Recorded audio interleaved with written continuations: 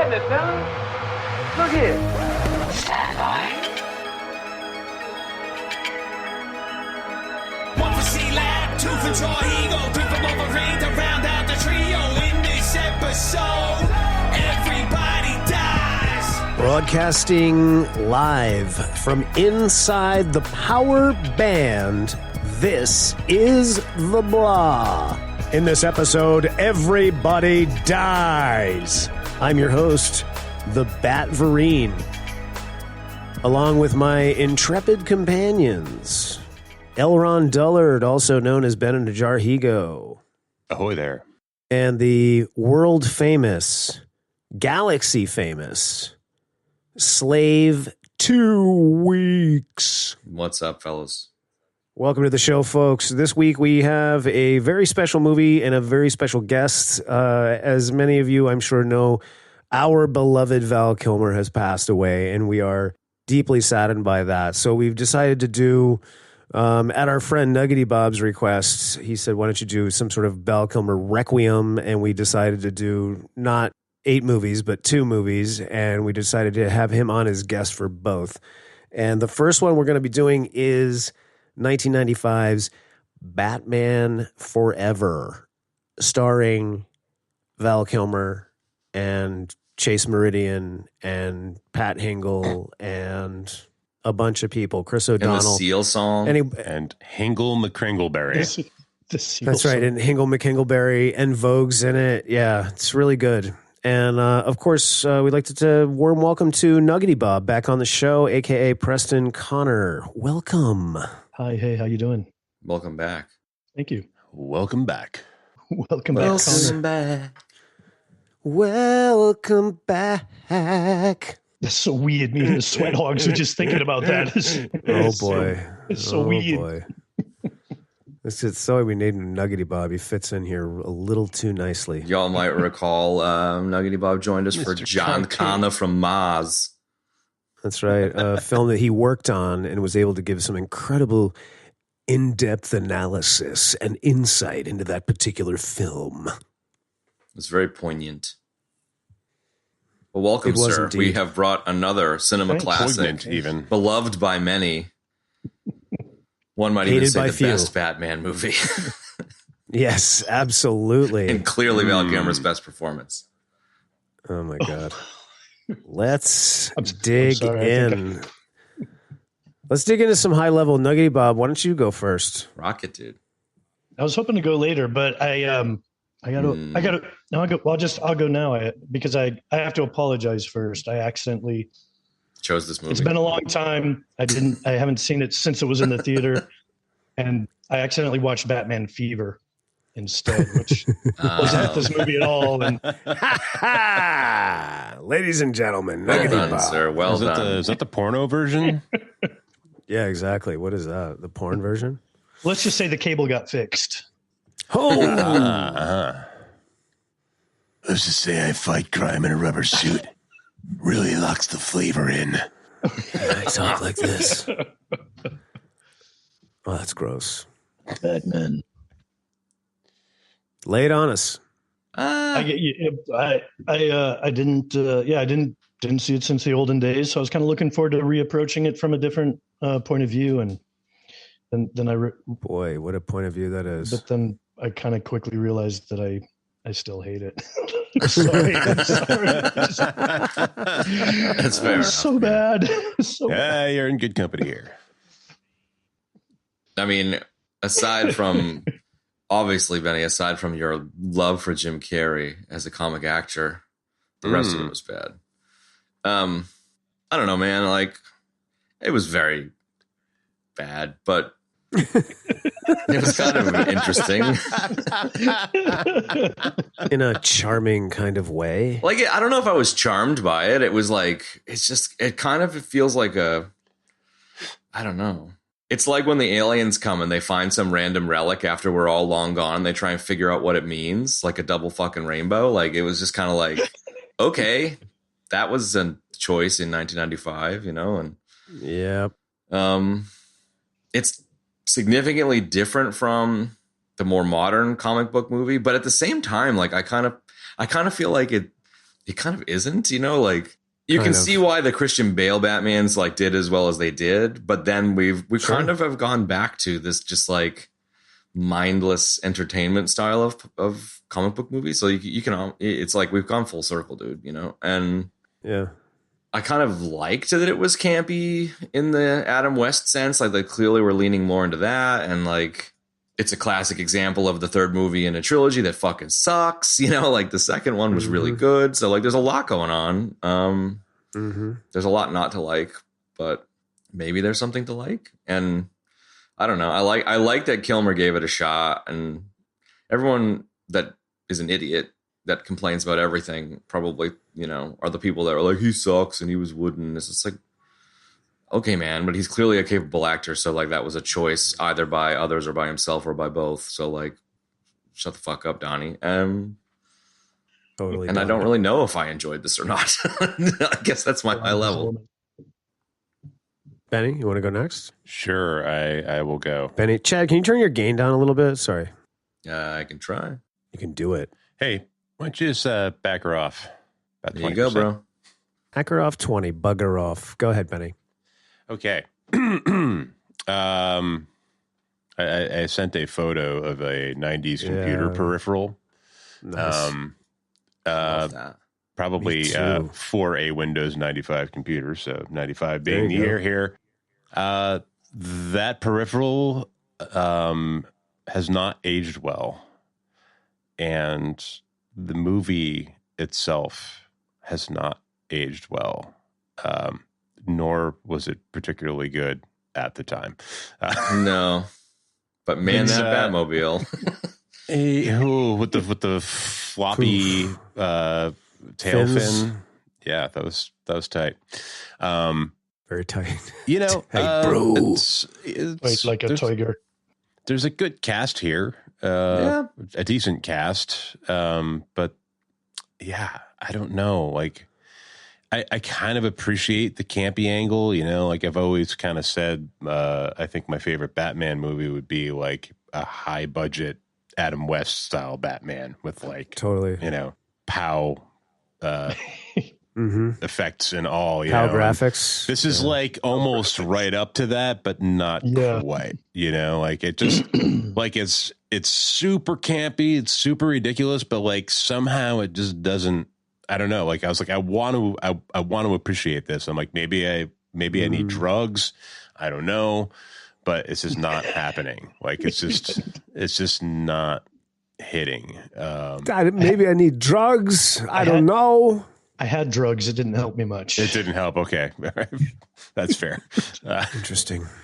Yeah, and everybody knows I'm not like I like Jim Carrey when he does dramatic roles. Sure. His, don't like him. It's his over-the-top comedic performances just rub me the wrong way sometimes, and this is definitely one of those. There you go. Because it's There you just go. it's like you have Tommy Lee Jones, and he's like giving it like 198%. Like he is. he's fucking dialed Zero all the arguing way that. up, and then Jim Carrey is just like like rockets past him like by like a Hold my beers. yeah, With yeah, no exactly. effort. Yeah. Yeah, I don't know. It just doesn't work. It just doesn't work. I feel like that's the Schumacher effect. Is that they ramp up the campy or they go over the top and he's all down with it or for it because it seems like everybody's kind of melodrama amped up in that Yes. No doubt. level of cartoonishness. Yeah, I mean the dialogue plays out like a Spanish soap opera, like it's Adios mio. yeah. I don't know. I'll leave it there. I love it. Well, I mean, look, I mean, my high level's not any different. Like when I'll keep this short. I remember when this came out in 95 and I was like, oh, Val Kilmer, cool. Yeah, he'd make a great Batman. And I was like, yeah, this is good. And, we get to see Robin and all that. And like, I was kind of stoked about it back in 95 and I like Jim Carrey. I do think he's funny. I think he's great in the dramatic parts, probably better almost now, but Jim Carrey was in it. Tommy Lee Jones was in it. It was crazy. It was this, it was that. Our only frame of reference at that point was the Keaton Batman. So, it wasn't like we'd seen all these other Batmans, and we were like, now looking back on it.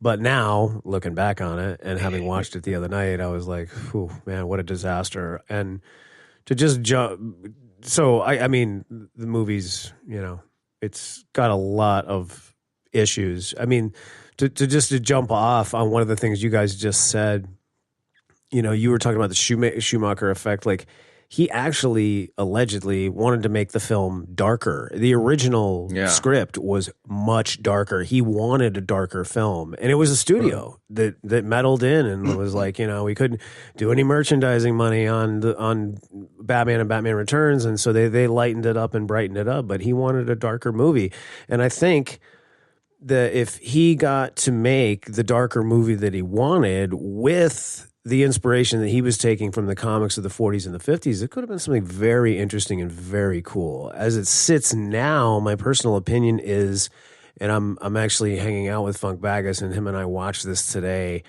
and I said this should be an animated movie. This is like Batman the animated series. Like, that's exactly what it should be. Yeah, this might be great if it was like claymation. If it was that would be. That would actually be really cool. Yeah. That'd be sick. But even if it was just the animated series style, a version of one of those movies. Miser.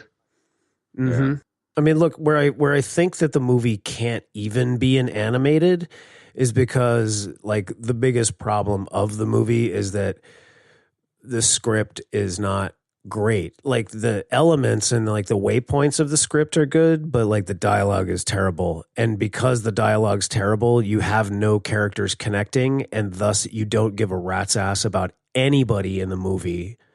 And they tee up a lot of character relationships, but they're not there, and you don't care. So that's where it fails. Whereas you can go watch Batman the animated series, and you'll see some excellent writing with some really excellent work there that people have praised and adored for years. Yeah. Somebody else talk. Well, you mentioned the Schumacher wanting to do a darker thing, and I just stumbled across a Nuggety Bob, Mr. Nuggety Bob. That's free. Nice. Well, it just said that there was a work print, a 2 hour and 30-minute work print that was a lot darker. So he wasn't allowed by the studio to make the thing that he wanted based on, Frank Miller's filmed Batman Year One. Yes. But the stuff that he did shoot, it sounds like, he did a different cut, the original cut. Kevin Smith had a copy, and he actually showed it at his theater. So, like, it exists out there in the world. I don't know if I could put myself through a longer version of this, but yeah, right. I don't know. On the one hand, it's a bummer the studio meddled, and on the other hand, it was the fifth movie to make $1 billion. So, like, the studio would probably have high-fived each other around their bro tables. Yeah. Not giving a fuck, so. Bro tables. I don't know. If anything, like, I'm fine with this thing just being what it is, because it kind of, between it and the Clooney Batmans, it allowed us to get something that was better with the Nolan stuff, like it just pushed for better movies to be made. But I don't know. It pushed for better Batman and better villains like Bane. But it was nice to see Kilmer, dude. Like, I mean, the script was so shit that, like, but anybody would have done the same in Kilmer's shoes here, and it was just nice to see him. I think, like, I'm glad we did it just because it was nice to see Kilmer in his prime, even if it was a shit movie. Definitely. And I mean, I'll go so far as to say, as much as I love Val Kilmer, and I have loved him since Top Secret and Real Genius came out, I mean, this guy has been there making movies my whole life, like many other actors, but I particularly like this guy. He also has the same first name as my dad. Okay. And I did not know that. Yeah. It's so funny, man, because people would always say to me, Val, really? Is your dad's name? That's such an odd name. I was like, that's funny. You don't say that when you're talking about Val Kilmer. They're like, oh, yeah. So, like, this was not his best choice. This is not his best offering. It was a good paycheck, I imagine, and he tried. No, I'm sure it was a great paycheck, man. And, like, on paper, him as Bruce Wayne, it works. It's good. Like, I can see it.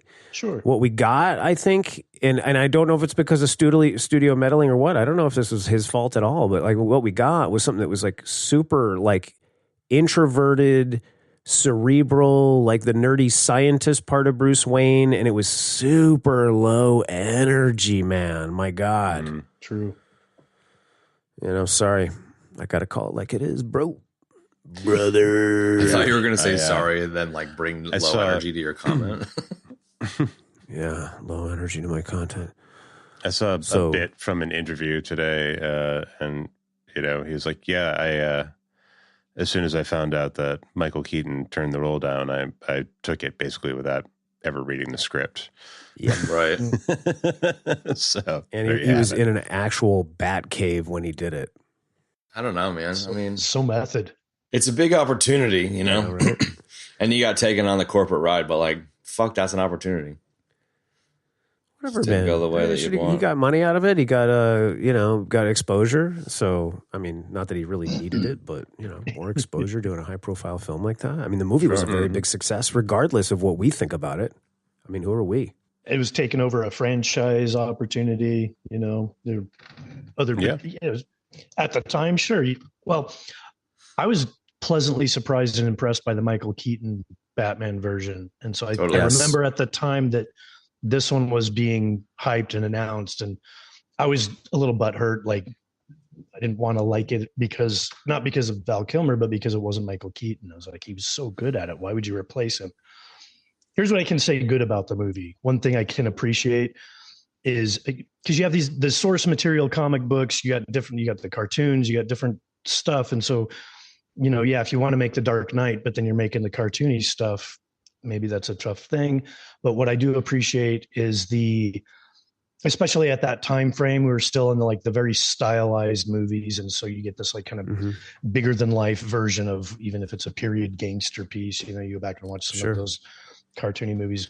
But I like that the way they shot it, some of the angles, the framing, it was very comic book feeling in that, you get those really dramatic low angles and kind of Dutch stuff. And so in trying to maybe keep with source material or the vibe of some of those early comic book type things, I felt like, oh, this is very similar to, I'm opening up an old comic book and getting some of those really kind of like stylish type of frames, that you wouldn't get if you're trying to make more a serious type thing. But no doubt there's definitely a way to go too far, and that's the Schumacher thing that I don't like is the last two that he was involved in that it was like too much, way too much. But it also, I mean, it's hard. He's they're like you guys have mentioned, he gets the studio pressure to, we want to sell toys and Taco Bell meals, and I'll get it's like your whole thing's ruined right there. Yeah, exactly. You can't. I don't know how you can make something good when one of your motivating factors is like, we got to sell a lot of toys with this one here. Yeah. Think of all the marketing. Yeah, I agree with you. Like, I do love the inspiration, and I can see it. Like, I could see, like, if you slapped like a grainy filter on it and added in some of the POW effects, the POW graphics, like this plays just almost exactly like the 1960s Batman. The problem is the translation, it just doesn't work because you're trying to do too many elements at one time and the dialogue was poor, and I don't think any of that is necessarily Schumacher's fault. Or necessarily Val Kilmer's fault, but yeah, it's whatever, It is whatever. Well, I think should have been Batman whatever, not Batman forever. right, yeah. Hey, I like it. Well played. Well, and I like, it was nice to see Kilmer again in the old kind of prime feature. definitely. And there's something about, movie star guys, like we were talking the other day about you just start listing off all the movies that he's been in and how just extensive that list is. It's insane. But he, with guys like him, there's always, there's a certain percentage of like really familiarity where they're always going to be this same type of thing in a movie. But then, he's good at adding those little nuances and different characters and stuff that really bring those to life or make him his own.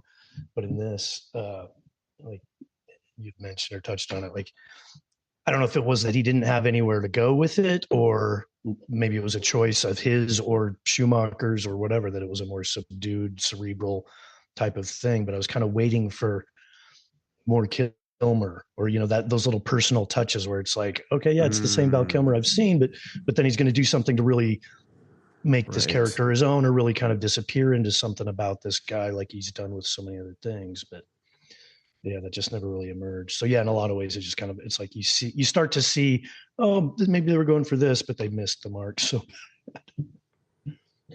or at least to me, they did. Yeah, it's substitute teacher Batman.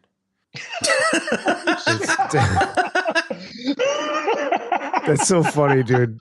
Because I just caught one of those, like, as I was searching around the last couple of days, I caught one of those, like, AI narrated, like, these are the 10 most powerful Batmans ever from the comics. And it's like Demon Batman, Sun-Kissed Batman, Nega Batman. It would have been funny if Substitute Teacher Batman was on that list. And number 1, Substitute Teacher Batman.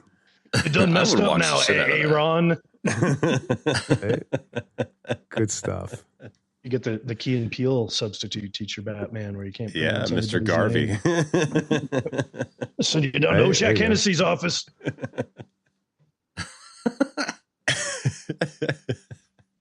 Oh, Kev ejected.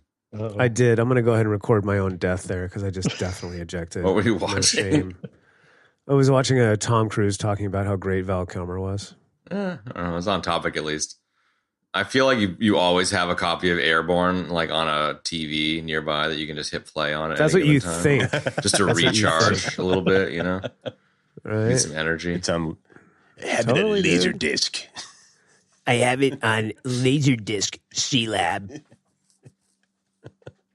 It's in a continual loop. The old kind that you have to flip over in the middle of the movie. Exactly. I did just get a hold of a VCR. Ooh. Yeah? Vintage. I thought that might perk you up, VHS. Not better Dude, than you remember. I finally convinced my dad to send all of the family beta videos that he had to like an online service to get them made into digital. Nice. And so like, I don't know, he had like 30 tapes or some shit, and it was like $10 a tape. And I was just like, bro, just send all of them. Like, who gives a fuck if one or two of them are like, he was like, no, I'm gonna like splice them together so that I'll fucking put this one together with that one so the tape is full, and it's to save $5. It's like, just fucking send them, man. So eventually he separated them into like shit he wanted and shit he didn't want, and he like brought them to his brother's house, who's like a former judge with like the most Boston accent ever. And then he's like, oh, Billy, send these to this service. And he sent the wrong box. So he sent the 20 tapes that he didn't want. And it was like a couple of them were like 80s Betamax porn. And they were like, we're not going to do that, dude. Oh, I love it so much, dude. I bet he had a copy of Batman Fever in there. He probably did. That's Batman actually what it Fever. 100%.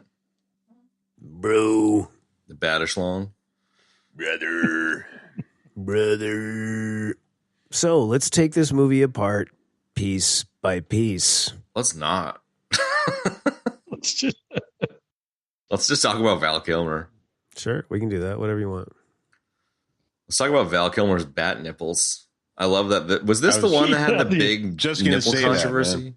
Yeah. No, that was the That other was the one. But Clooney one. this is where it Yeah, that was the started. That's what I thought, but Yeah. this is the first one with bat nipples.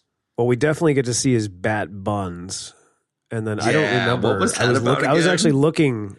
I was looking for the nipples. I didn't see them. There were Yeah, I saw him.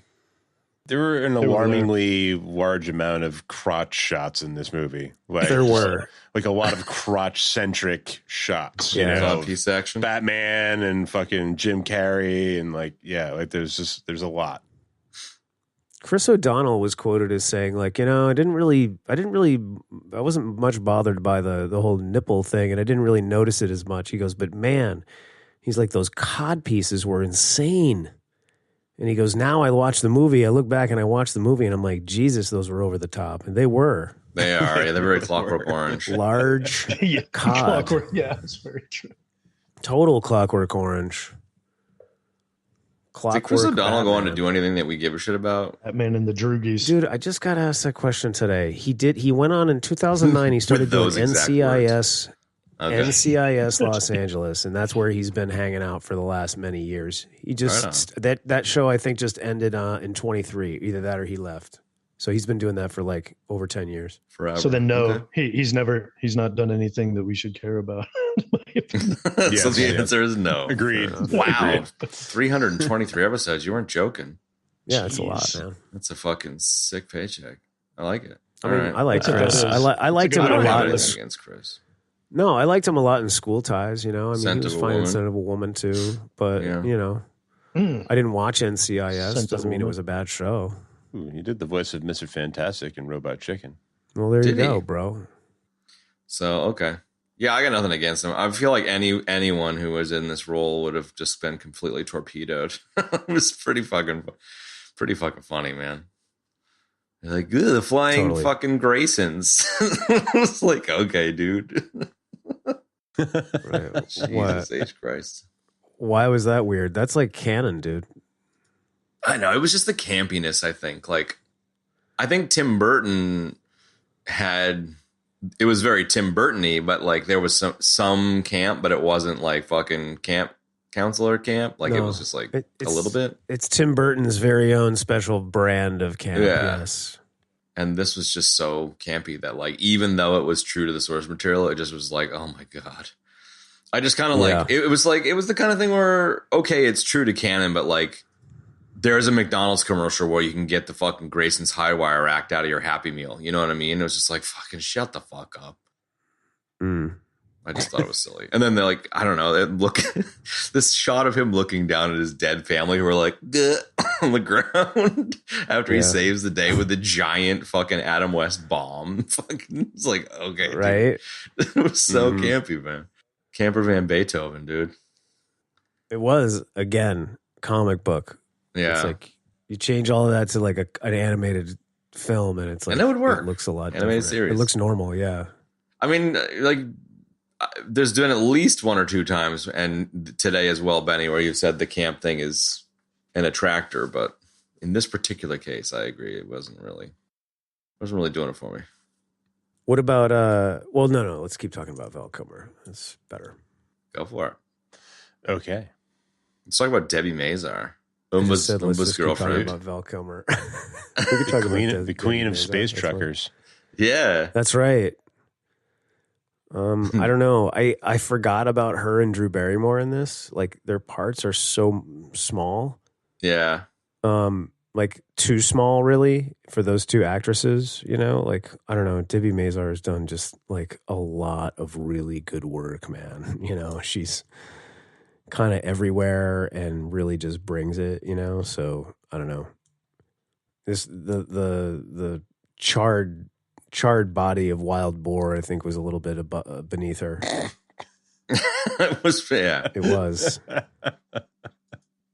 No, I made you charred heart of wild boar with a side of poison, your favorite.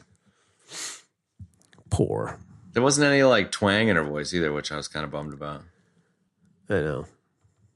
I know.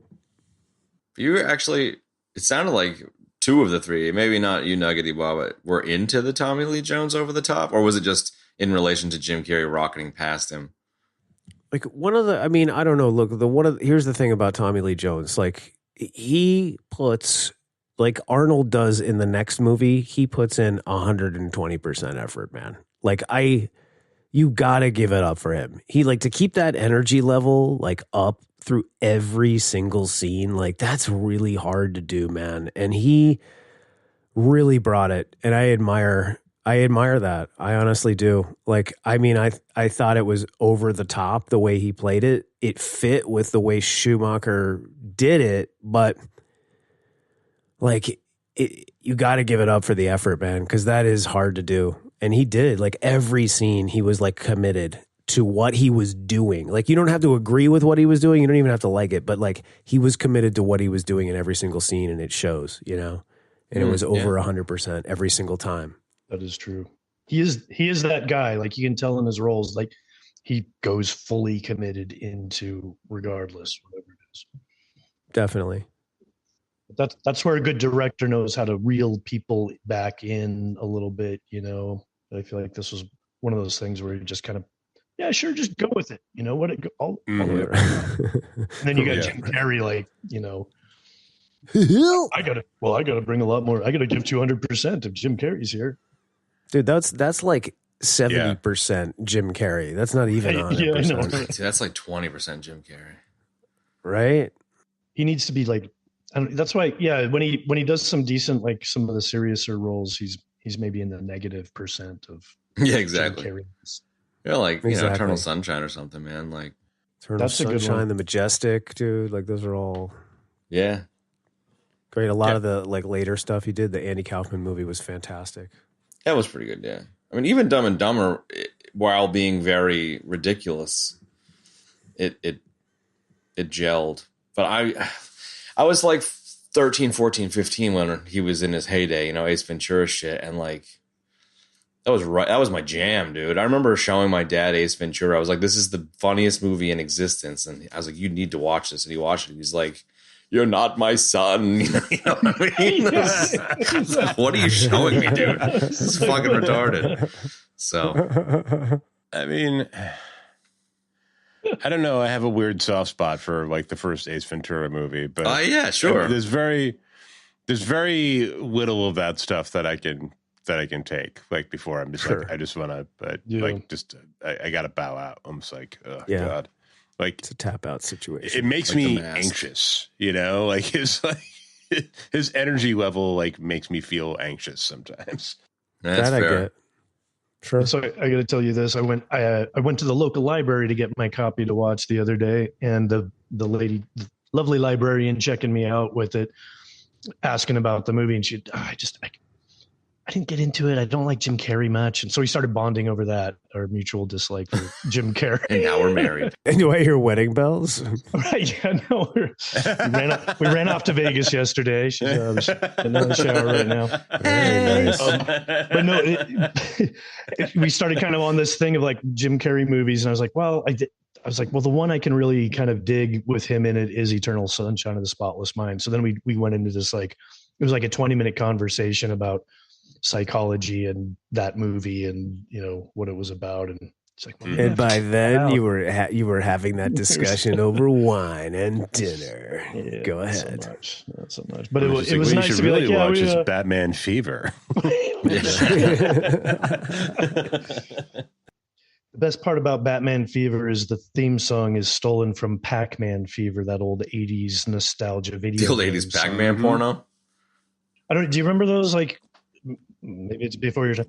There was like in the there was a 80s, there was song, like an Pac-Man album. Fever. There was a song, Pac-Man Fever, that was a hit. So they made like a whole album of different video game themed songs. Bleep loops. I like it. it. It was like K-Tel Records or something like that. Yeah. I got Playtone. Pac-Man Fever. Yeah, there you go. So then you guys talked about that. Yeah, and then we played Pac-Man for an hour. It was great. Nice. I mean, Eternal Bada bing, Sunshine bada is a boom. really good one. So She was curled up on the couch watching Batman whatever with me. but often in those situations, I find that I'm the person that likes movies 632 times more than the other person, that I'm like, oh yeah, Sure. Eternal Sunshine, da, da, da, da, da. And they're just like, I saw The Bachelor last night, and you're like, okay, I'll fucking see you later. You know? Yeah, that one's not for you then. Yeah. Yeah, you're like, fucking bye.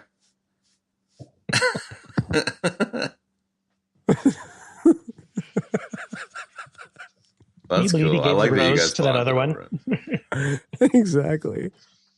Yeah, it was an interesting conversation, bonding with the librarian. She's like, oh, I hate Jim Carrey movies. I don't know about the Batman Forever. But she said she did say it was a good movie, though. She liked it. So I was already skeptic. I was already That's suspicious. something. That's She one likes Batman person. Forever, or she liked Eternal Sunshine? I was like, oh, you're the one person. It was Yes. it was you. It was It was you. You Your did it. fingerprints are on this case and yours only. It's just such a nothing burger of a fucking movie, man. I don't know.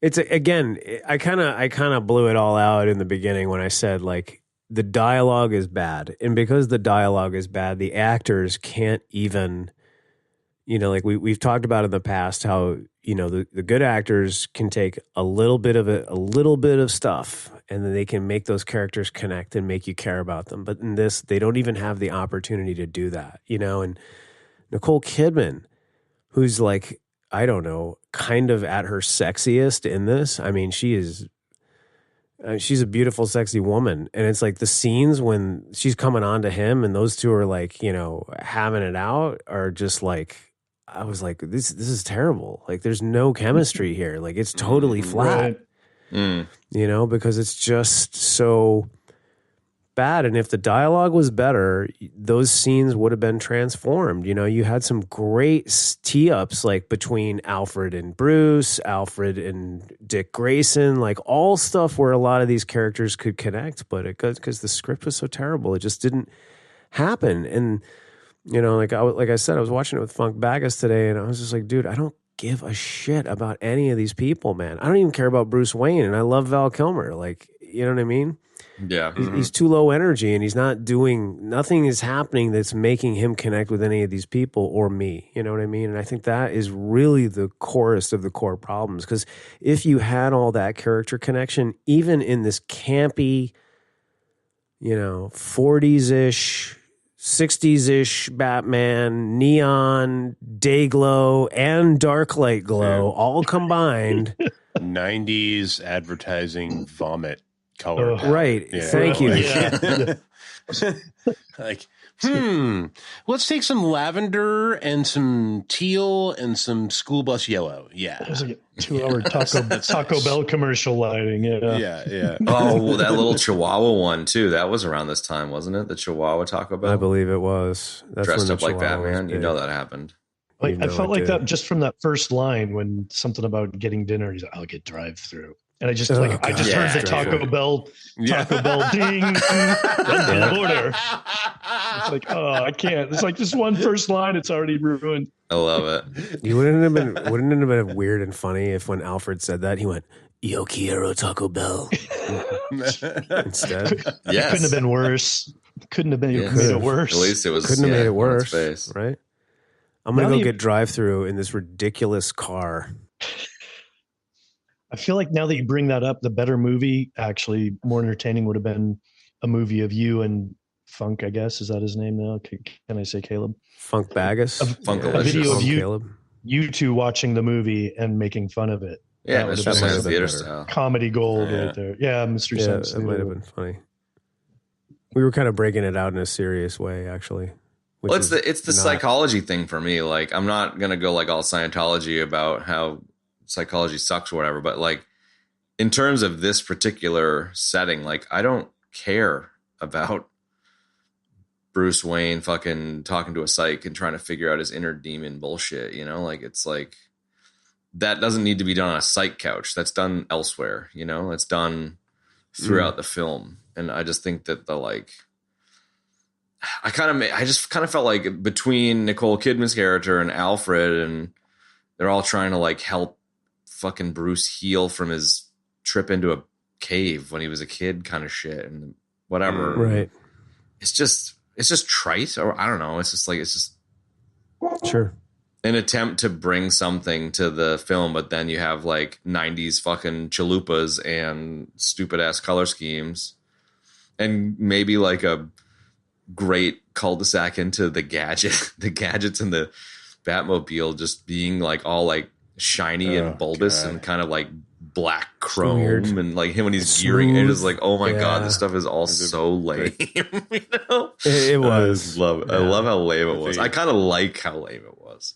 The ribs and like the light coming from the inside of it, like, oh my god. Yeah. And the fucking mean, rims, like, on the dude. car? The fucking Yeah, bat yeah. symbol Yes. rims, bro. Like, what are you thinking, guys? Yeah. I mean, they And took the- what was already over the top in the Keaton movies, and Yeah. like just Took that like, to like 11. did the Jim Carrey effect, and fucking just blew it out of the fucking stratosphere. You can see why they went kind of Tumblr-ish with the Nolan ones, but Yes. Yeah, because it took like many films to, prove to the American public and the public at large in the world that Batman was in fact a red-blooded man. right. Hence the That's an codpieces. interesting. So what's the best Batmobile? So I feel like the new one. this is interesting. I mean, Okay. We watched Adam West one is the making best, of the but- Batmobile from the Matt Reeves one today. We also watched the making of the Tumblr video today because they I have do like all the of these Tumblr. compiled on Max. Yeah. Yeah, I for me it would be first place Adam West, second place the recent one with the fucking vampire dude, and then third place would be the Tumblr. Maybe Keaton's original in third place because I do have a soft spot for it, but I don't know. What do you guys think? What do you think, Nuggety? Gosh. I He's getting kind of choked agree up. with that assessment. Like, you know, it's just so Yeah. I also you know, love the the old Tumblr. classic. Oh, it's just it brings a tear. No, this was my favorite Batmobile. This one was just Wow. Yeah, so good. so choice. So good. Which one would you drive? I want that one. If it's Well, which no, one would yeah, I the drive, it'd be the later- new one. I want the Nolan one where the stuff tail is a fin little might more- fall off. Yeah, at any given moment. Held on with duct tape and It's like Gorilla made out of Glue. it's made out of rubber. I do like the classic old school. I like the Keaton kind of reinvented, keeping with that old theme, but trying to modernize it. And then, you know, once you get into the Nolan stuff and more practical, like, oh yeah, it came from a military tech that may or may not have been functional, but we super. I love that. I- And then I the dig Reeves one that is like I idea. built it in my basement, you know, Mm. kind of feel to it. I mean, my answer to the question would be, I would say that the 60s classic is probably the best. And then I'm going to go with, I like the Tumblr in the number 2 spot. I'll say 3 is the Reeves Batman. 4 is the Keaton Batman. And then I'd say after that, I like the one from Dawn of Justice actually a lot. It was similar to the Tumblr, but it had I a haven't little even seen bit more that piece. agility to it. That one was cool. And then, you know, at the bottom would be this terrible, terrible piece of filth. No, I don't remember. Was it the same or a worse one that for the next Batman with the Clooney in it? It was about the same, I think. Yeah. I am gonna even a look it little up. even a little more stupid, I think. Yeah. Oh yeah. I feel like that I one think it was might have been peak. even more stupid. Yeah, I feel like that movie was the peak of bad Batmans. The Clooney They stuff. just tried to cram too many of the other characters in, you know, all the Yeah. cameos, and didn't It's too- make the it's too dialogue much. any better. It's terrible, but I feel like it's like a little bit of a notch above this one. Just because I feel like ouch. fucking Arnold is Mr. Freeze with like all the fucking just ridiculous you know, ridiculous one-liners, you know. Like I mean, Arnold Everybody is the king chill. the king of one-liners, and those fucking corny one-liners like take me out of it in a way that makes it work for me better for some reason. Yeah. So, Yeah. that's- It's the yeah. appropriate level of cheese. All right, everybody, chill. I've been trying to dial in my nachos to, you know, for like a family dinner recipe that's easy. And like, you know, you put too much cheese on those fuckers and it's a bad move, you know? Arnold is It just really the right is a amount of bad cheese move. for the Batman nachos. It is a bad move. Yeah. So, do I get to give my Batmobile choices? Absolutely, dude. Oh, hell yeah! All right, I'm going to stick with the top 3 format here. I'm actually going with the Matt Reeves Batmobile, which is like a souped up muscle car. I forget I know exactly you what love it that is, one. but like Yes. It's sick. I think that's top for me. I'm going with Adam West Batmobile, Lincoln Futura for my second, and then I don't know. I think I'm going to go with the like Dodge Viper-esque Keaton Batmobile for number 3. That thing is tight, dude. Macho and rude was how the production designer described it when he made it, and I think that fits it perfectly. Yeah, that's a good call It's all the way around.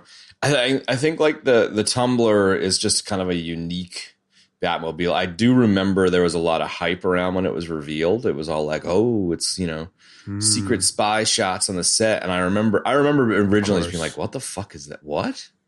But Yeah. now that you've got the hindsight of all of the movies, like I dig it a lot. The Tumbler's cool. It's like a repurposed military vehicle, but it just doesn't have like that cool factor. Yes. You know, like, I mean, it's cool in its own way, but it's cool like a Hummer is cool, you know? Yeah. Like, and it is. As cool as that is, it's not necessarily my bag. No. And the Clooney and Kilmer Batmobiles are like the H3s or like the fucking souped up stupid Hummers. Fucking H3s, dude. I mean, if we were including every media, the Batman Arkham Asylum, the game, Batmobile would be up in the top area there. That one was like, if you took this one and the Keaton one and you combined them and made the best possible version is what you get in the Arkham one. It was like shorter. The fins were smaller, but they were there. Like, it was really cool. And it had a sick compartment in the back for carrying superpowered criminals. Not a frunk. Sweet. No, not a frunk. No, in the back. Oh. I definitely like the kind of Art Deco Batman animated series Batmobile. Ethan actually just got one of those Lego sets for his birthday, and it's pretty sick. Ooh, nice. Yeah, that one is a cool one, man. You know, that the aesthetic on that show is great. But the rest of the gadgets in this one, man, were just, I think, like, I don't know, you're coming off of like Bond, you know, with Q and shit, and it's just all the cool gadgets. And then Batman, you know, similarly cool gadgets. But in this particular one, just the gadgets were just, they almost seemed like they were the merch that was going to be sold, you know what I mean? And they probably were. But like all of them, they should have been a focal point in how cool they were, but instead they were like an afterthought. And they were treated like an afterthought, certainly. Like the prop department might have put time into making them, but like it was very much an afterthought in terms of how they were utilized in the film and the focus on them. And I thought they looked not right, just not right. I kind of feel like the more I think about it, the more Red Bull stunt drivey, YouTubey I get about this movie or these types of movies where, like, back in the day, you had like America's Funniest Home Videos, and it was like a cat that fell off the couch, and everyone's like, ha ha ha. But now the cat has to like fucking, you know, do 3 backflips and fucking land on its nose in order for you to even give a shit as you scroll through Instagram or something. Like, the quality of video is such that you have to like jump out of a fucking space balloon to impress me now. It's not just going off a sick jump. And I feel like the way that fighting has happened in movies, you know, and like fight choreography shit and the, you know, not complaining about the John Wickification of action is such that this is just really tame and boring. And as a result, like, you look back and you're like, cool, you shot your fucking cable and didn't fall to your death again for the 9th time this movie, Batman. Good job, bud. Right. But you're just kind of left not giving a shit, you know? I don't know. I think no. I did not care about the gadgets, and usually the gadgets are always like one of my favorite things. It's like between Bond and this, it's like, bro, gadgets, you know, especially when we're talking about specialized Leatherman tools for exactly on ships and bottles and, you know, electrical work and things like that. Splicing cables. Exactly. I guess they cut out the scene with cut out the scene with the bat soldering iron. It was pretty sweet. Dude, the bat soldering iron would be pretty sick. With like blue light side lights. That's right, yeah. Well, this is like a small bag I keep for doing crafts. So in it I have the bat glue gun and the bat mini soldering iron, the bat needle and thread, you know, things of that nature. This is my bat symbol. Quickly connect a battery or repair a light. Along into the kitchen, and we have the bat waffle maker. Dude, actually, I want a bat waffle maker. Belgian bat waffles, that would be the best. I have a Marvel waffle maker currently, and we've had it for years. And like, I busted it out, and the kids are like, "Yeah!" And it's like one of the waffles is Cap symbol, one of them's the Hulk, one of them's Thor, one of them's Iron Man. Nice. That's how we do. Yeah, it's pretty sweet. That's pretty sick. That's yeah, pretty it's like one square is each different character. So you can like flop them all out at once, basically. You could if you had enough batter and you wanted to. Yeah, you could crank them all out at the same time. Make one sort of literal super waffle. It's the Avengers waffle, bro. The Avenge waffle. Yeah, man. We make Hulk pancakes and Hulk waffles over here, where you put some green food coloring into them and stuff. Every once in a while. We've done it like once or twice. Yeah, I like You got to that. put some green Hulk dye in your gamma bloodstream cakes. that early in the morning, dude. Dude, It's good for get the some kids. get some gamma cakes going. Gamma Yeah, waffles. And then you got to make them the size of the plate, so they kind of hang over the edge. Fucking it, yeah, totally. The Hulk in size. Hulk, dude, they wouldn't be the size of the plate. They'd be like the size of the kitchen counter. I like it. Better. They'd better be. Right? That's the secret. I'm always hungry. Yeah. For Taco That's a Bell. good one. That's my secret, Cap. I'm always hungry. I do enjoy. Oh yes, I do enjoy how they shoehorned the shit out of the bat boat, the fucking Batamaran, and the fucking Batwing. It was in for like 2 boy. seconds, dude. The Batamaran was sweet. I like he just like fucking shoots the boat out of a tube and then immediately gets blown up. It's like, oh, all right, yep. Kind of, yeah. One more toy to fucking. You sank my battleship. Dude, Oh right? my God. That was so The dumb. irony of them actually making a Battleship movie is just I love that they went that far with it. Has anyone ever seen that? Literally anyone? No, but I did No. listen to a Peter Berg interview, and I didn't realize that he was the one that made that movie. And I'm sort of surprised because Peter Berg usually makes stuff that's a little bit more, sort of cerebral. Friday Night Lights and American Primeval and so forth. So, yeah, I don't know why they made that movie. It was just really bizarre. We should do it. We kind of should do should. we should.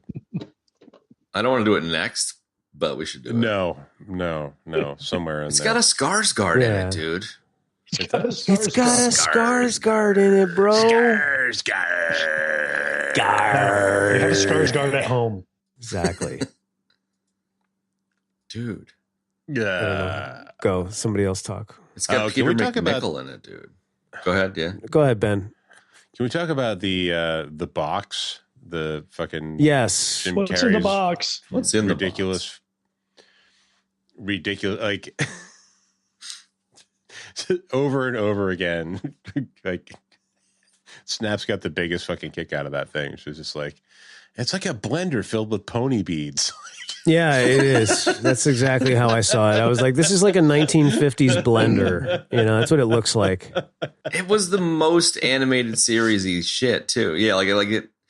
That of Right. all things justifies the opinion that this should have just been a cartoon. Like it's so. Or it should have been like fucking it should have been a ridiculous. blender on the Jetsons. You know Or what I mean? Pee-wee's Like Playhouse or something. Yeah, Yeah, or Pee Wee's yeah. Playhouse. That's good. Yeah, Dude, this was like the Pee Wee's Playhouse of Batman movie. That's It kind of is. was. it kind of is. You're right. Man, if Should there be a only talking Paul bat played the couch Riddler in instead there? of fucking Jim Carrey. the talking bat couch. Hell Jim yeah. Carrey as the talking Right. bat couch.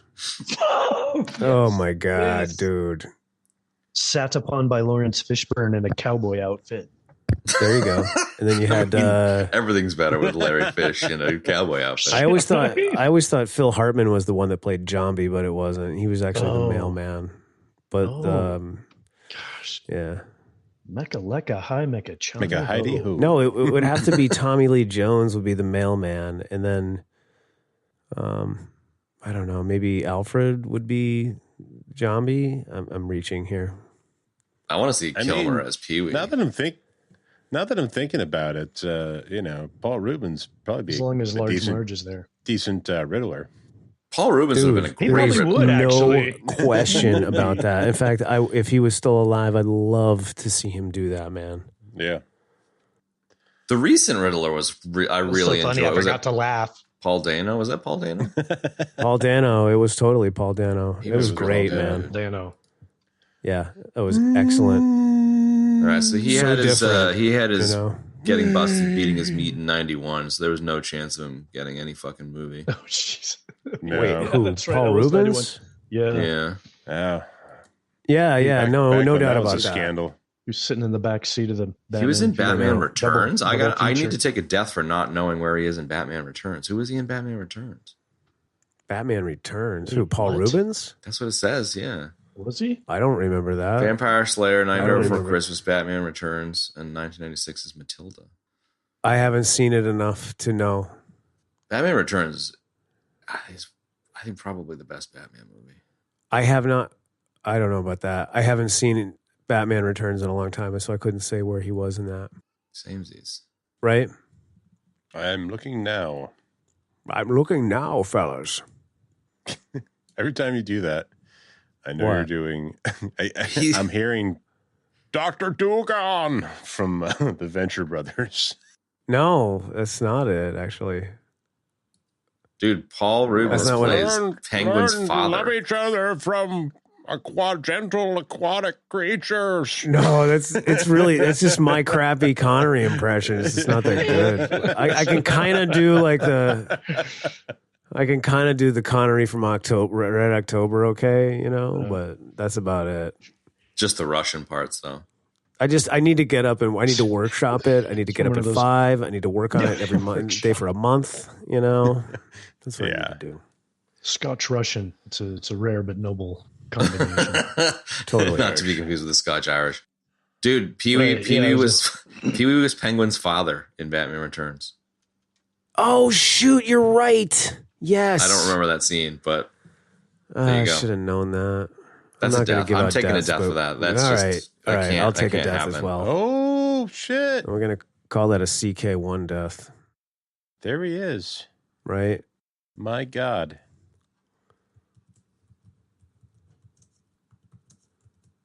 The monocle That's crazy. and a little like porn stash. I love this. Yeah. You sure that's not from Batman Fever? No. It does look like No, it's definitely not. I love me some Paul Rubens, dude. I know, me too, man. He was so damn good in Blow. I love that movie. That was like kind of when I feel like he made kind of like a comeback into the limelight. I was like, dang, he's nice, dude. Right. So, Steak and mustaches. Shout out to Paul Rubens' mustache in Batman Returns. Hell yeah. I know he's not. That's not even the movie we're doing. But hey, Whatever. You know, whatever you know what we got to cover sooner than later is Mystery Men. we do. Yeah. Oompa did it. Mr. He said Furious it's not worth a demands it. revisit. I don't. He's wrong. I think I'm Wrong. too. I think that movie's great, and it has Paul Rubens in it, and like all of the other great actors, Macy and freaking Hank Azaria, dude, is the Blue Raja. Come on, Dude, Hank Azaria. It's not the love. William So H. good. Macy as the Shoveler. Yeah, Dude, John Favs was in this, man. He got cut. I know. I saw It's a that. bummer. I was bummed about that. Yeah, it is a bummer. They need to have a Tick crossover because you still have that the live action version of the Tick and Batman Well. Yeah, I can't remember who Batman. played Yes. Well, totally. Batman Well Batman. Well, yeah, the Tick and Love the that commercial Mystery Men character. bowler. So dumb. So, what else? I watched it yesterday, but I've already forgotten the movie. That's kind of it. Yeah, I it's mean, like it's so forgettable. That's To be fair, I checked out like within the first 10 minutes. Like, Wow. At least you're I tried. honest about that. God.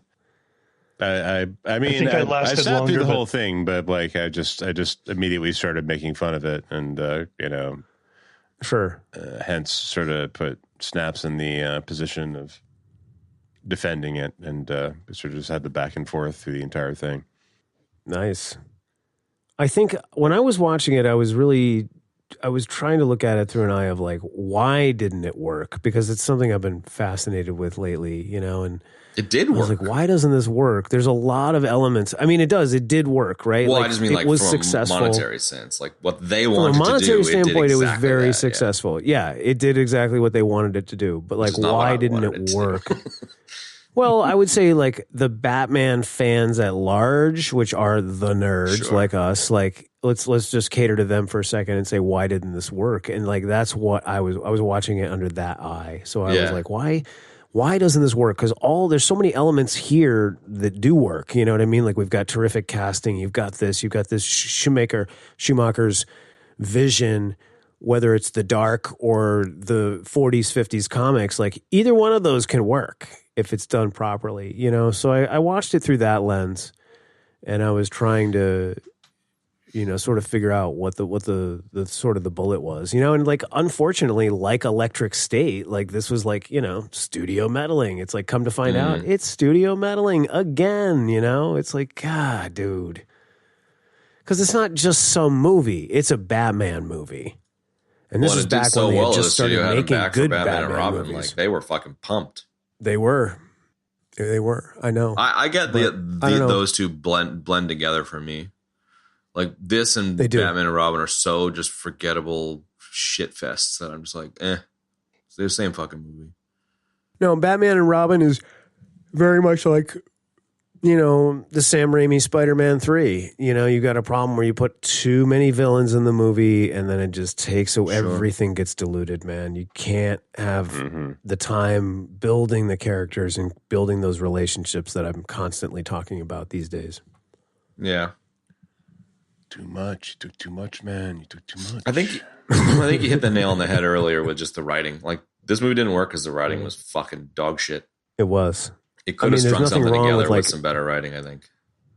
Yeah, I mean, look, the outline is fine, right? And it's like you're borrowing from, like, the Robin origin story is sort of borrowed from the three different origin stories. You know, there's elements from different Batman stories in the movie. You know what I mean? That's all fine. The aesthetic was actually really well done in a lot of places, man. You know what I mean? Like, no, the suits weren't great. The gadgets weren't great. The car was terrible. But like Gotham itself was actually kind of cool. And they did a good job of making it dark and giving it that kind of 30s New York kind of gothic feel, you know? Like that kind of worked. I mean, there was some bad CGI in there, you know, that showed some of the cityscapes a couple of times. But like that aside, that set work was good in a lot of places, man, you know? So it's just like, there's your framework, you know, you've got all that stuff, you've got those actors, man, and it's like, boom, bad dialogue and like the in-between bits story, it's just not there. You know, it's like you can watch them like get to the top of the hill a couple of times, their hands are like on it, you know what I mean? And then they just slide back down. And then, then he fucking drives up the side of a building in his Batmobile. I mean, Schumacher's coming off of Falling Down here, you know, like it's a different thing, but like, I feel like Falling Down is a simple movie. It's somewhat vigilante-esque. Really? And I think the writing carries that one, you know, where it just, it's surprising how piss poor the writing is. Okay. Like they're very different movies, but it's kind of interesting that it's around the same time. Is that right? And did Schumacher do Falling Down? Yeah, he did Falling Down. Wow. And Lost Boys. Right. Early on, and like the rest of his stuff I just could give two shits about. Like Nick Cage 8mm, I remember just hating the shit out of that, you know, so I'm just not really a fan of this guy's flavor. But well, that's a lot of his movies. I think he even says in some interview somewhere or something, is he kind of tends towards those, he likes the stories or characters that take things into their own hands.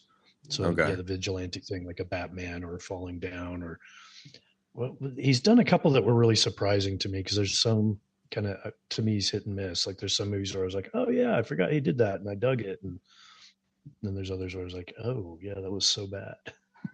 Wow, he did Flatliners too, and Lost Boys. Flatliners was and St. Elmo's Fire. So it's like St. Elmo's, Lost Boys, Flatliners, Falling Down, The Client, then this, then Time to Kill. That was another hugely popular movie.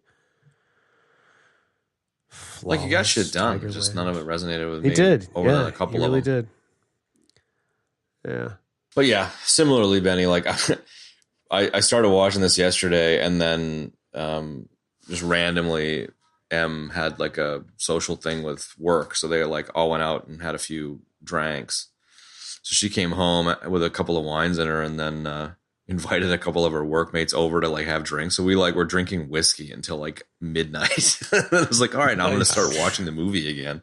So the second half of the movie, I was like 5 fucking old fashions in, And I ended up like falling asleep Jesus. during the climactic action sequence. I was just like, fucking, this sucks. This morning I woke up and finished it off. You're not wrong. That's right. No, you're not wrong, man. It's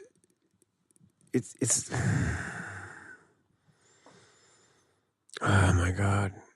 It's just I'm like You're I'm turning sick into of saying Batman this is as you get No, I'm dark. sick. This is your origin. Like, you don't get scared by bats. You get destroyed by bad Batman movies. It makes you so my mad God, that you become right? a vigilante. That's my Achilles heel. That's what kills the Wolverine. Those terrible Batman movies. You just need to like fucking charge up. His only weakness, terrible Batman films. Horribly disfigured just in a like- car I'm crash s- while watching a bad Batman movie. Dude, Wolverine there you is go. taken up. Oh my God, that's perfect. I mean, look, I'm sick of saying how bad this movie is because like we love You're Val trying, man. Kilmer I'm and trying, that's why man. we decided to do a couple of Val Kilmer movies, but like this is definitely not one of the best ones that he's done. And I'm like almost feeling bad for saying how bad this movie is, but like Well, it's terrible. And the it's not his climax fault. is It's not like terrible. it's- What do you got, Benny? It's not his fault that the Not at movie's this bad. You know, I mean, No. it's not his best performance. It's definitely not his best movie, but it's No, by it's It's not his far worst not his performance fault. either, though. No, he's No. not. It's What would he's be not his worst? terrible. I don't know. I don't know. That's a tough. I feel one, like man. this one, like I kind of feel like this is the Yeah, might be. This I might need be to the bottom of revisit the The barrel. Saint. I remember Bottom being of the hyped on barrel. The Saint and then it not really going anywhere for me. I really liked the Saint. I just watched it within the. Do you? I Okay, watched it then, within the yeah. last year. It holds up. It holds up. It held It's up to one of- me. There's a few movies like The Saint to me where it's on some like maybe his film snobby intellectual level. I go, why is this a movie Sure. I like? But there's something about him and Elizabeth Shue and the character Love Elizabeth Shue. that it just, and maybe it was the age and maturity I was at when I saw it, where I was like, oh yeah, Could I really be. dug it. And then I watched Great it later. and soundtrack. I feel like it holds up, but maybe it's nostalgia too. But I yeah, don't know, dude. I really- watched really it dug that recently, and movie. You watched it recently? I always yeah? liked it. I loved his characters in that. Like his disguises were great. His characters were Oh, great. right. You know, the story's good too. Like it's. I really like The Saint. That would have been like when Preston, when you and I were kind of going back and forth before we put this whole thing together. You know, I sent you that list, and that list had, or no, I didn't send it to you, but I sent it I to didn't these see two, and it was like it was Heat, it was Thunderheart, it was that movie, it was Spartan, you know, a couple others. The Doors, was that never? The Doors was on there too, I believe. Okay. Yeah, The Doors was. Yeah, I just went through his list, man, and this probably is. I mean, I haven't seen some of his more random shit, but this is probably. I wouldn't say this is his worst performance. I would say that he hasn't had any bad performances. He's just had to read bullshit on camera. You know, like I think. Yeah. Maybe. I don't think any of it I is mean, his I- fault. No, I don't know though. I mean, I will say in this one, like the one thing that I keep coming back to is like it's really low energy, dude. It's really Yeah. low energy. I saw And, like, one of the even- only things I saw here was before watching it. Everyone's like, Val Kilmer is a piece of shit, you know, like he sucks so fucking bad in this movie. And then I went Jesus into it Christ. expecting like a really bad performance, and it was like Oh my totally God. fine. Like, yeah, it's low energy, but like Batman's a Yeah. moody little rich bitch. Like, of course he's He is. low energy from time to time. He's never had to fucking try hard in his life other than taking on fucking crime. You know, like the scene where Yeah. him and Grayson walk into his giant ass foyer, you know, is just indicative of how fucking rich the dude is. So like I have a lot It's crazy. Yeah, I have a lot less kind of sympathy for Bruce Wayne through the lens of it just being like a fucking rich kid in his toys.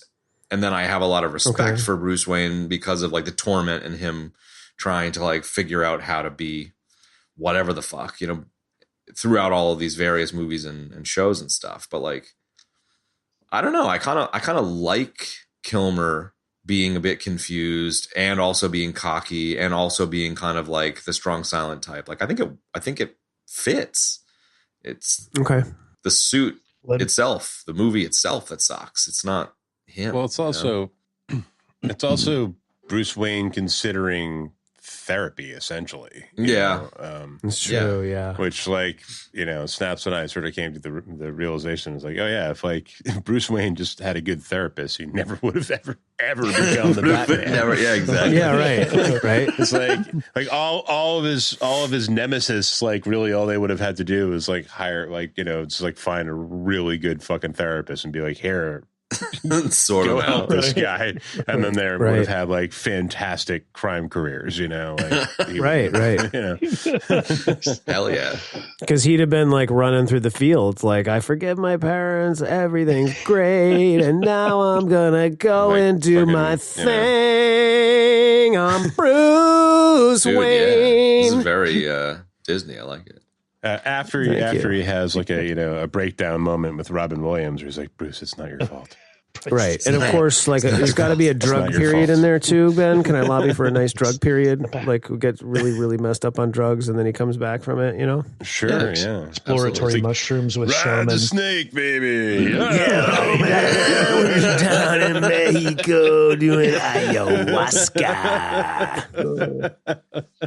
I think another thing too about the low energy is, and maybe this was a conscious choice to try to provide a counterbalance, but when you got Tommy Lee Jones turned up to 11 or 12, and then you got Jim Carrey at his normal 100. That's a good point. exponential 11, Yeah. it's like you couldn't really come in there and match their energy, because it would just maybe have just been way too Would've been whacked too out of, yeah. far too campy. And so maybe he's trying to Right. provide It's a like little bit the, of a counterbalance in that sense of like, okay, he's subdued, and he maybe in his mind it sounded better than it looked on the film. Yeah, exactly.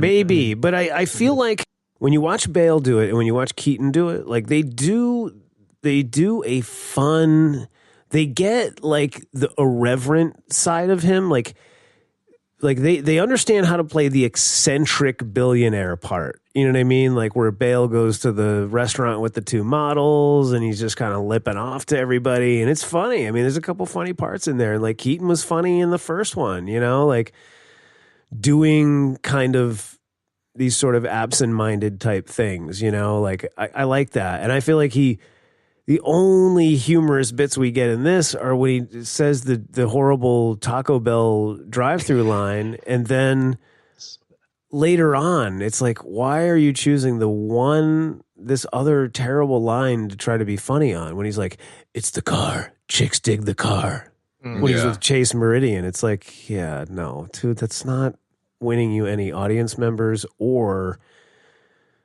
any points with Chase Meridian. I mean, if I was a woman and, that was the line some guy was saying to me, I don't know, I'd be like, yeah, bro, you got to do better, bro. If you can't outsmart him, outdumb him. Once again, Yarhigo, you bring up interesting points. Quote of the day. Like There was a little It's not Anik mine. nugget No in brain, there no pain. talking about Wait, Anik Nugget or a Nuggety Bob?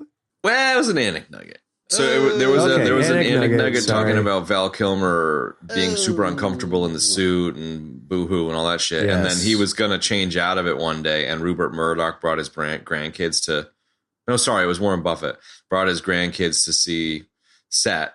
And he was like, "Oh, I'll stay in the costume to kind of like hype it up for these kids." And the kids didn't give a shit about him. They only wanted to see the What? Batmobile, and they wanted to try the cowl on themselves. And so, like Kilmer's takeaway was, there is no Batman. Everyone just puts themselves into the bat suit. And I think that's actually a really interesting lens where, whether the person is doing a good job or a bad job of being the rich kid, like the fantasy of the viewer being a billionaire who can fight crime. I think that is actually a really interesting angle. And I love that. it makes a lot of And you're sense. right. I think you may be right. Exactly. And it was Kilmer. It wasn't me. Like, I think Kilmer might be right there. And I think a large part of the appeal is that part of it. So I like where your head's at. Thank you. you're welcome. Thank you, Val Kilmer, for the insightful. No, I think you're onto something there. Like that may be like a thing. Well, it's like, where it's like you they could put the don't- same they idea on don't like a care. I mean, Superman, I think you there know? are people that do care. Yes, I think there are people that do care who's in the suit. And then I think that Yeah. I think there may be, in The mass fact, a market large maybe portion of doesn't. people that do not Yeah. care because they're the one in the suit. Yeah. It's like a fantasy.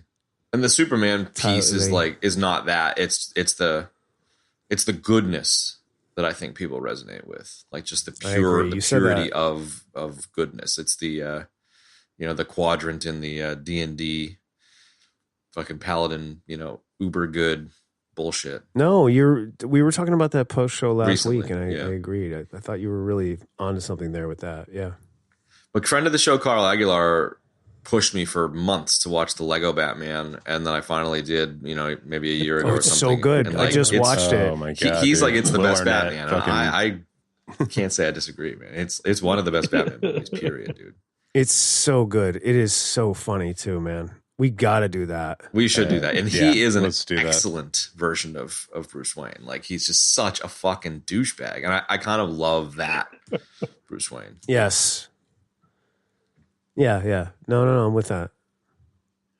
I would actually be down for a live action Will Arnett Batman movie. Seriously, dude. Yeah. Dude, throw the cowl on him. I'll bet it would be great. He would be could, a good Batman. He would, and you might be able to thread the needle with like an Adam West, vibe attempt again. Go for that attempt again. I mean, maybe it doesn't work because of like how silly the Lego one was and like dark and broody and shit. But like, I don't know. I think you could bring like an interesting cast of character, like the unlikely action star sort of characters. Like maybe bring like Bob Odenkirk into it and like like do something that's like really funny but kind of gritty too. Like I don't know. Like, I think that there could be something there. Totally. I definitely think you got something. Bring in there. his Arrested Development Joe Bluth as the eventual Batman, and he's like, Sure. Yes, exactly. illusions, Michael. Nice one. Yeah, you're gonna have the funny countdown. Every time he enters his house with the party, final countdown. Indeed, sir. I mean, Conan as Riddler in that one too, man. Yes, bring in Conan. Conan, dude. I feel like a live action Conan as Riddler. I would Conan O'Brien? Conan as Riddler, dude. Yeah. Yes. You talking about Conan O'Brien as the Riddler? Yes. Yeah. Yes. He does the voice in the Lego one, so. Oh, he does. Yeah, but seeing him in the live action, like, especially considering the Conan superhero suit scene from his show, like, that is just fucking legendary stuff. Yeah. Yes, it really is. No, it's spot on, dude. Yeah, I like it. Let's bits and bobs it, man. Try to focus on something that we actually liked. Nah, I got nothing, mate. Nope, can't think of anything. Blank. What did I actually like? No. I mean, go Let me ahead. think about that. Even the fight, yeah, right. Even the fighting scenes were just so straight out of the 60s TV show. They're terrible. Yeah, I'm surprised it didn't have the kapows. Not very well shot either. No, poorly Dutch shot. I angles. agree, Ben. I will give a shout out. I think shout out to original Burton-esque Alfred. I have a little bit of a Michael Gough. like I mean, I have a little bit of a nostalgic soft spot for him. Like, you're never gonna beat Mike Cocaine, but I do too. But he's really enjoyable. Honestly, like Michael Gough like that was the Alfred. guy I compared all the other Alfreds to. Yeah. Because he was the first, and I really liked him a lot. He had a great way about him and a great disposition, and he played the character well, more than serviceably, for sure. Yeah. So, like, He had a bit of heart obviously too. Michael Like, he Caine. clearly loved and was the parental figure. Like, he pulled that part of the Definitely, character off. man. Definitely. And when they didn't cut those bits out of the script, they were great. Yeah. In this one and the next one, but like, he was really good. And shit, he was probably old when he did this, man. And maybe this is silly, but I'll also like I kind of liked the bat symbol in the sky turning into the question mark. Like I thought that was kind of, it's kitsch, but I kind of enjoyed that for some reason. The like laser green top part of the question mark. Oh, you mean like the bat signal thing? Yeah. That was cool. I really liked that a lot, actually. I thought that was pretty neat. Because I love the idea of the Riddler, but man, just between Jim Carrey and the like mask-esque costuming, I just like, and he ends up in that like fucking Cher fucking bedazzled diamond question mark suit at the end, you know? You're like, what? Wait, what? Oh, God, yeah. His ridiculous final form costume. Final form. Dazzled codpiece. Dude, the ass shot when he puts it on was just like, I was like, are you kidding me? Yeah. No, Right? they are not kidding you. Did I just see that? Holy fuck. But I'm kind of grasping at straws. I liked Dick Grayson's motorcycle. That was pretty nice, actually. I did too. That was really cool. Old Norton. Yeah, absolutely. There are a few sick bikes. Real quick, Michael Goh was born in 1916. He died in 2011. He almost made it to 100 years. And he was very old when he did this. And he did over 150 films. It's pretty impressive. So anyway, Right. Nuggety Bob, you got any moments? come on, Nuggety Bob. That's why we had you Dig on down here. deep, man. Not from this movie. We need a Nuggety Bob. Val Kilmer and I have we share a love of similar. We have a type, similar girlfriend types. Really hot Nicole Kidman 90s is your type? No, Sure. we had no. He Hot psychologist. just when I worked on the show we doing later. He I didn't know this when I was on the set with my girlfriend, and I can't remember what the context was, but she was there with me meeting my boss or something like that, and he happened to be nearby or something, and kind of kept giving her these looks that I was like, Uh-oh. he's checking out. Val Kilmer tried to steal your This girlfriend. is one of my best looking ever girlfriend, like just beautiful hourglass figure and long brown hair, and just she had this honey New Zealand accent that was just Va-va-voom. lovely. And I was kind of weirded out by it, but then my boss says, "Oh, well, he's got a type. You'll know what I mean." And then later on, like a week later or something, he has these, I don't know if it was an assistant or whatever, but this girl that looked very similar to my girlfriend. She was a little bit shorter and maybe a little thicker, but they had a very similar kind of look to them. Okay. And then and then over the coming time, there was like a few more that I was like, wait, is that the same? No, that's not the same, but they could all be. It was like, could have been a set of triplet sisters or something like that. I love it. And then, so it was like, That's a great anecdote, my man. I love it. Val Kilmer would have weird, but it totally was swooped in. totally. Well, and the thing, like, so that happened on the set of this movie where I was like, oh, okay, well, he does that. And so I tell my girlfriend later, I'm like, you can't come to set anymore. You're not going to the rap party after, like, where you're never going anywhere near this. Like, no, I'm not losing my girlfriend to That's the fair. movie That's star fair. guy. But then I would, like, there was some weird thing where I don't know if it was the timing or whatever was going on, but I ran into him at the airport maybe like a few months later, and he had a different similar girl there, and I was like, oh, like, kind of knowing look. And there was this thing where it was like 4 or 5 different instances over 2 or 3 years where for some reason we'd be passing each other at LAX, and I guess he probably recognized me because he's like, oh, that's the guy with the girl. That I want to steal. More than yeah. But it was funny because like we'd pass each other and he'd give me these looks of like, you know, just kind of pull some weird face because I'd see the girl and I'd look at him and I'd kind of like, same one, different, no, you know, kind of do it. He's just like, hey, never like stop and chit chat like how you doing, but he would definitely recognize me and be like, you know, hey, yeah, in passing. And then the last time I saw him, it was after he'd been pretty sick for a while, and it had been years. But there was one right before that where I'm in line somewhere and he's doing the like fast pass, getting escorted through the little, secure security area. And there was like a little short window of space where he's walking through and somebody goes, "Hey, that's Val Kilmer." And I look over with a few other people that heard that and look over just as he hears that and responds. And so he gives everybody a look of like, yeah, it is Val Kilmer. And then he kind of double takes and sees me and does like another little kind of like, But then the next time I saw him, it was after he was really super sick. And it's actually, I was like, oh man, I didn't realize like he just looked really tore up. And we didn't make eye contact. We didn't recognize each other or anything like that. But I just saw him. I was like, oh man, I didn't know what was going on at the time, but it was like, oh, very sad. It's like, yeah, people get old. Yeah. It happens. Yeah. Yeah. And I ended up losing my girlfriend anyway. So, and probably would have been better if he would have stolen. Not to Val. Yeah. Better punchline. Better story.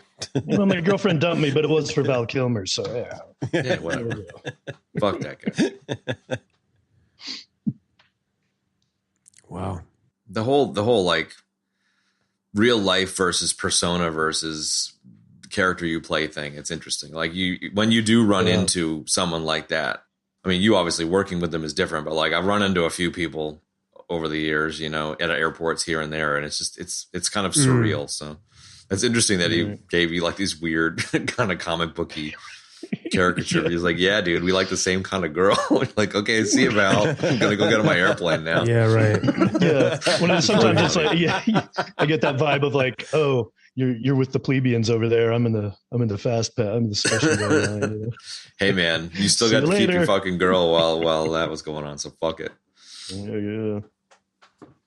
That was a nice kind of little bit of like, yeah, I got this girl a movie star was looking at, and she comes back with me. All right. And you felt pretty good about it. Yeah, fair enough. Nothing wrong with a little bit of, I mean, she was an actress ego too, buffing. and she'd worked with some like done classes or worked with some pretty high up level dudes. So I knew it's like, yeah, I could end up losing this chick to a movie guy, but she was a good, solid, like loyal. She was a really good person, actually. Love of my life, kind of like one of the top 2 women I ever had experience with. So yeah, right. It was a nice little ego boost to be like, yeah, Val Kilmer wants my chick. Sure, I love it. Any nugs? Very Benny, cool. you got any more? No, I got nothing. There were a few nugs. There were more than a few, actually. I really You do have issues. I like seeing that Tommy Lee Jones, Cringy like nugs.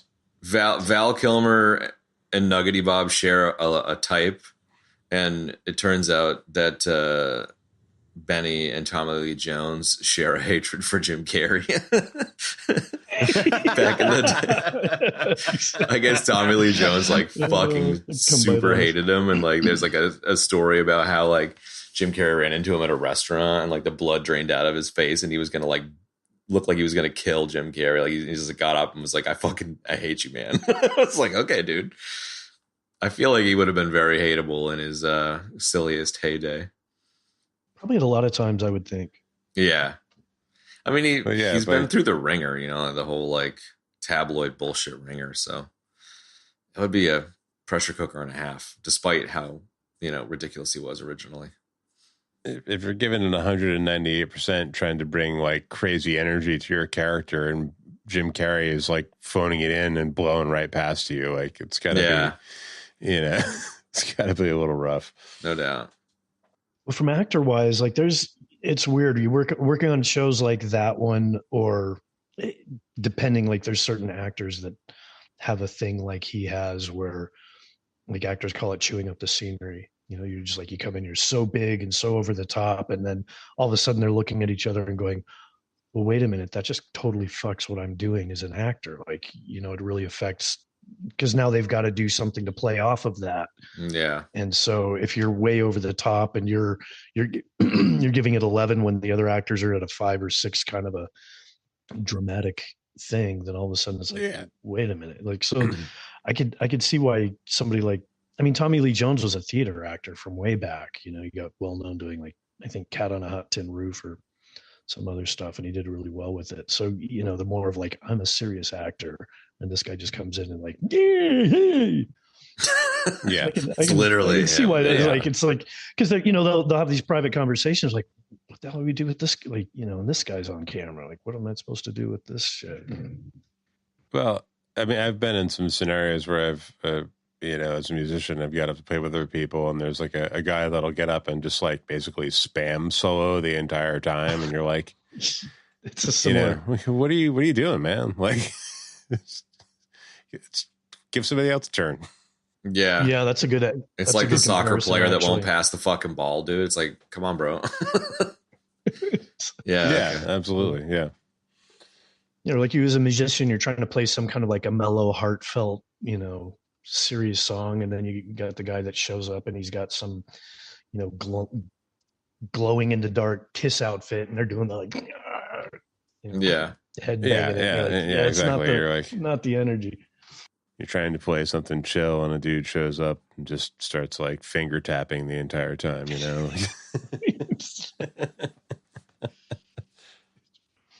Watch my arpeggios, bro. The only thing I remember about this movie actually was the Holy Rusted Metal Batman line, and how like I think I remember being in the theater and being like, oh, I get it, ha ha ha. And now I can't decide whether I like it or not. Do we have a consensus on this? In hindsight, I don't even. I honestly, I tuned out pretty quick. I was kind of. You don't even remember. You're like, It's I like- don't even know, man. It's like this movie's worse than I thought I remembered it being. But I thought I was just being a snobby kind of art snob back in the day. Like I didn't want to like it already, so I was like, I prejudged it too much. I'll go back and watch it with fresh eyes, and You're like, no. it'll be a good fun time. And then it was like 20 minutes in, I probably didn't even quite get to like, oh man, No, I'm right. Like, it was too hard. Mm-hmm. It's too difficult. I too doped out. How you going, Kevy? Not a whole lot. We're talking about guitar solos. Do you have any opinion on the use of shopping. Holy Rusted Metal Batman? I can't decide whether it was a good or bad thing. That's another one of those things where like when it came out and I saw that and he said it, I was like, oh, that's so clever, that's so funny, and now I'm just kind of like, Shoot me in the face. yeah, kind of shoot me in the face, yeah, It's like an in-movie stinger. kind of, yeah. Just don't really need it, like I don't know, it was just kind of whatever.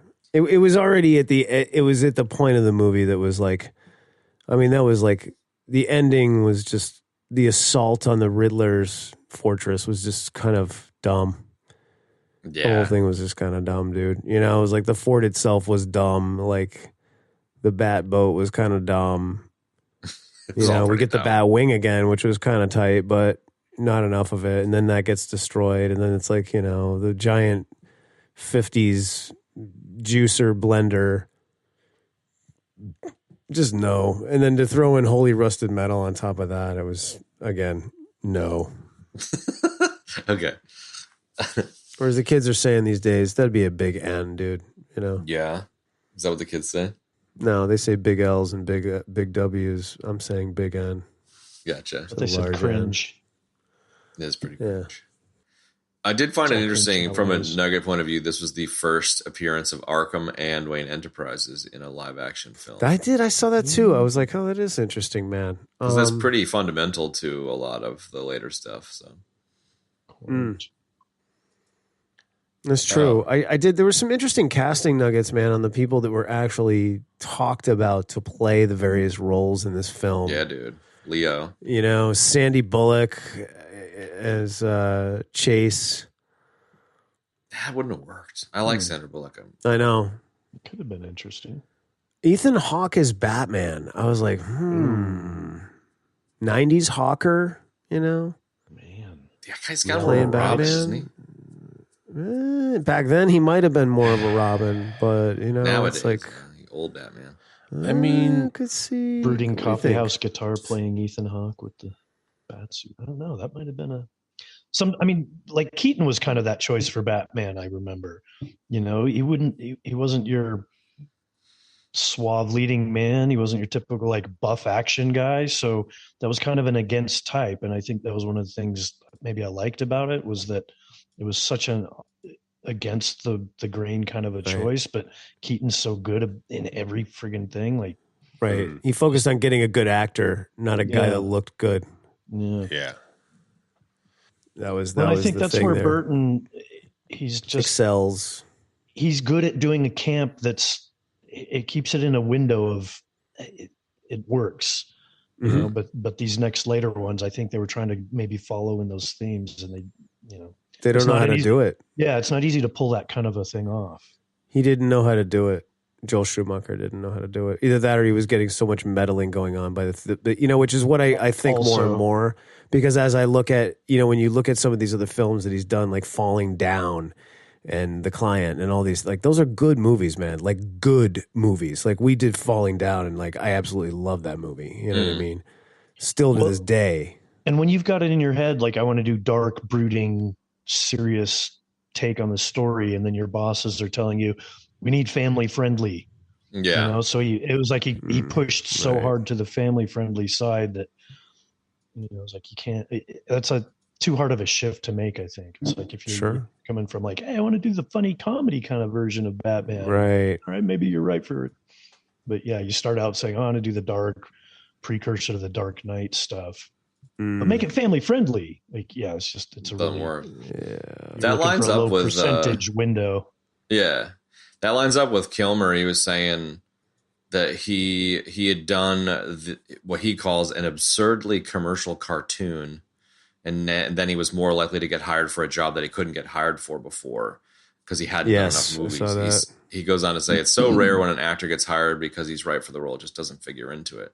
And so it's like, by doing this, he really took a major step forward in his career. And by doing the family friendly shit, I mean, I think Schumacher clearly also took a major step forward of being a company man, because he get brought back for the next one, printing money, and fucking, he can maybe do the art piece he wants to do. It's just it's a bummer that the studio went so stupid with it, considering the two Tim Burton ones, like Burton and Keaton were on for a third one, and then they were like, nah, when the studio started meddling. So like, it's a shame that we missed out on that. What could have been. That's a big element that I don't know if people realize that in a bigger sense of the career of the Hollywood world, is that very thing where somebody will take a bigger job because, I'll do this job for the studio and do a cookie cutter paint by numbers thing that they want to have, because then they'll give me the money to do my little art piece for $5 million. That's my passion, indie thing. And a lot of people have those deals. Especially if you're a lead actor or a director, you'll work that into the deal of like, okay, I'm doing this studio one, and then you're going to fund my smaller, passion piece that you don't give a shit about, but I'll have the money to do what I want to do with it. Yeah, man, I saw a video the other day, actually. It was talking about why filmmakers are broke, and it was talking about the creators of Anora, the Oscar winner, and something else that won an Oscar, and how like essentially these dudes are like, can't put food on their table, fucking broke, because of just how long it takes to make these movies and just how little money there is in it and stuff. And like, the rest of the crew maybe makes a good living, but like these dudes are stuck for like 5, 6, 7 years. And it's just like, it's such a shame that you can't fucking feed your kids if you want to do that level of work, Right. That's a great example. I got another one for you perfectly. When I was kind of newish to LA and still trying to work into maybe the more bigger stuff, but I had a friend who was somehow, I can't even remember the connection, but he was good friends with Gary Oldman. And this was just before the Harry Potter stuff came out. But he was telling me this anecdote about how he had recently seen Gary Oldman, and how he just got cast in this new Harry Potter movie, and it's going to be so great. And like 30 minutes into this, like telling me about how all this kind of came about, he was like, yeah. And he was saying, he was like down to his last $5,000. Jesus Christ. He was like down to $5,000 in the bank was all he had when he got cast as like Dumbledore or whatever he was in the Potter movie. That's fucking crazy. And Sirius Black. It was like, we were all excited for, oh yeah, that's right. So, we were excited for it. It was like, oh, cool. Yeah, my buddy just got this great big role. Da, da, da. Oh, who's your buddy? I'm like, Gary.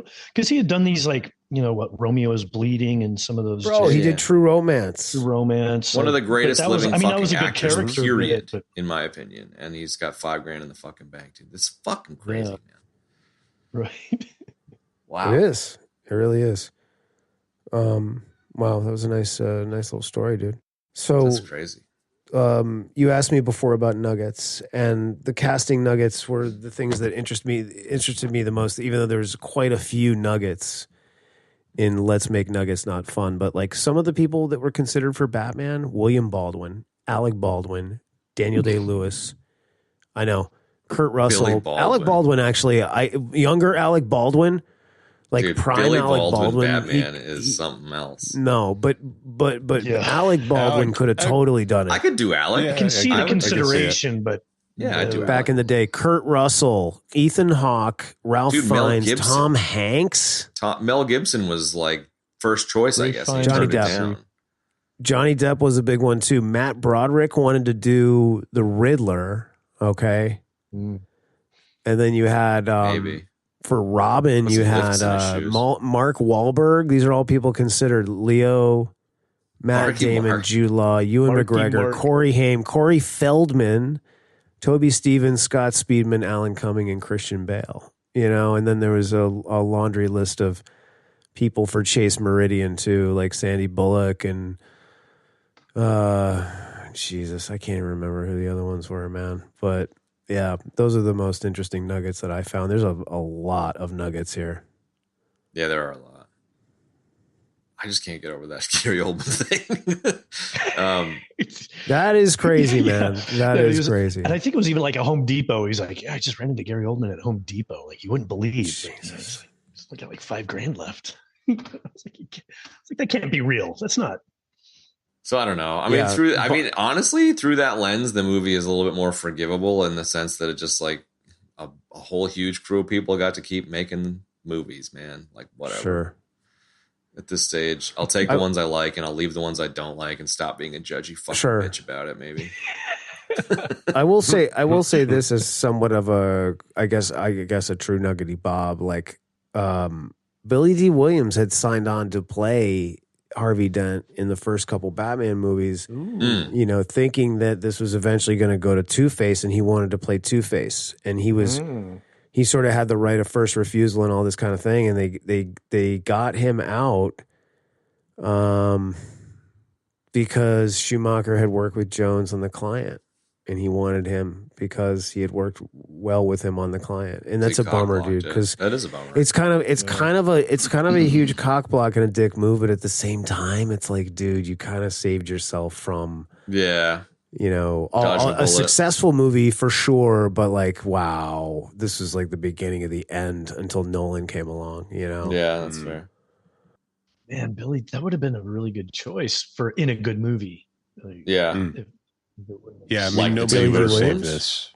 Nah. No. But in the third movie with Keaton and Burton, Billy D as Two-Face would have been great.